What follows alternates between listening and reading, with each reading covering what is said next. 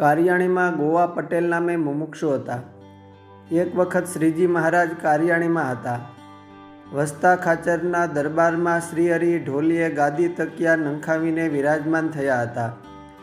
પોતાને સન્મુખ મોટા મોટા સંતો ભક્તો સૌએ માધુરી મુહૂર્તનું રસપાન કરતા થકા અલભ્ય લાભ લેતા હતા. એ સમયે કારિયાણીના એક મોટા ખેડૂત ગોવિંદ પટેલ એટલે કે ગોવાભાઈ પટેલ ત્યાં દર્શને આવ્યા. આવીને એમણે શ્રીજી મહારાજને પ્રણામ કર્યા. મહારાજે એમને યથાયોગ્ય સન્માન આપીને સભામાં બેસાડ્યા અને ગોવાલ પટેલને ગામ અને નામ પૂછ્યા. એટલે ગોવિંદભાઈએ કહ્યું કે મારું નામ ગોવિંદ અને હું આ કારિયાણી ગામમાં જ રહું છું. થોડી વાર થઈ એટલે ફરી વખત શ્રીજીએ જાણે સાવ અજાણ્યા હોય તેમ ફરીને ગોવિંદ પટેલને તેના ગામ અને નામ પૂછ્યા. આથી ગોવિંદભાઈએ આ રીતે ફરીવાર એ જ જવાબ આપ્યો. એમ ગોવિંદભાઈને શ્રીહરિએ મનુષ્ય ચરિત્ર કરતા થકા ઉપરા ઉપરી 4 વખત પૂછ્યું. એટલે તેમને મહારાજનો ખૂબ અભાવ આવ્યો અને સ્વામિનારાયણ ભગવાન વિશે એવો વિચાર આવ્યો કે આને શુદ્ધ કે શાન જેવું કાંઈ છે નહીં ને લોકો આને ભગવાન કેમ કહેતા હશે.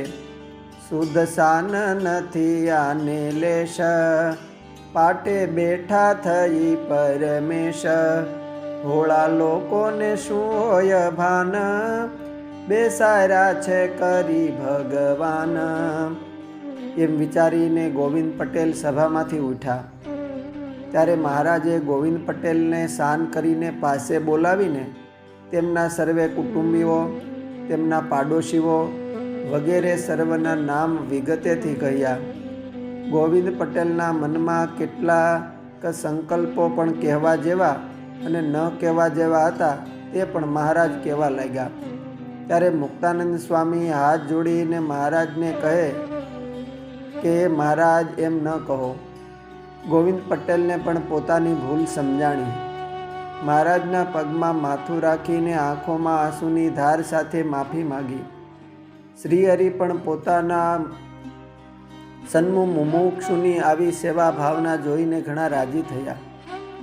ગોવા ભગતે વળતે દિવસે ગઢડા જઈને સંતો સાથે ઘણો વખત રહ્યા અને મહારાજનો દ્રઢ નિશ્ચય કર્યો. પુરુષોત્તમ લીલામૃત પુષ્પમાળા ગુચ્છ 6 પુષ્પ 31ની કડી 80-81માં.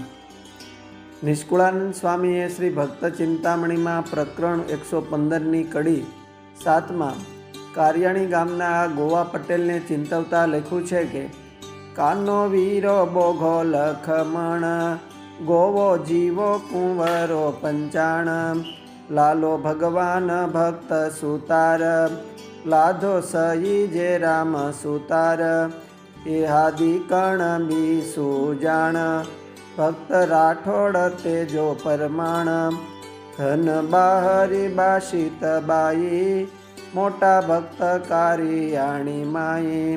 અસ્તુ. જય સ્વામિનારાયણ. શ્રી ભક્ત ચિંતામણીના મુક્તોના ચિંતનમાંથી.